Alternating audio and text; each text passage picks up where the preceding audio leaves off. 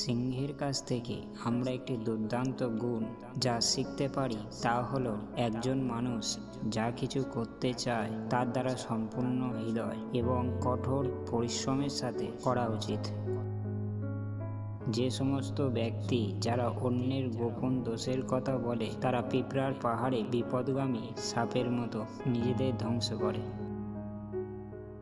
প্রকৃত জ্ঞানী ব্যক্তিদের উচিত সারসের মতো তাহাদের ইন্দ্রিয়গুলি সংযত করা এবং তার স্থান, সময় এবং ক্ষমতা সম্পর্কে যথাযথ জ্ঞান নিয়ে তার উদ্দেশ্য সিদ্ধ করা।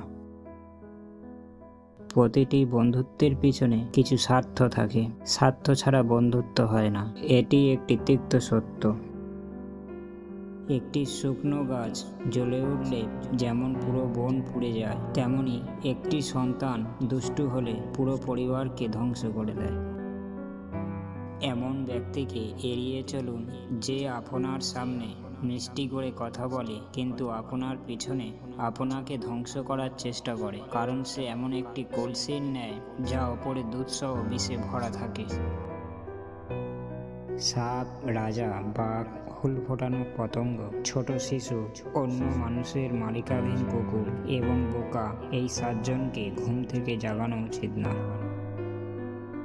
সমুদ্রের উপরে যে বৃষ্টি পড়ে তা উদ্বৃত্ত, তৃপ্ত ব্যক্তির জন্য খাদ্য, তাই বৃথা ধনী একজনের জন্য একটি উপহার। দিনের বেলা জ্বলন্ত বাতি অপ্রয়োজনীয়।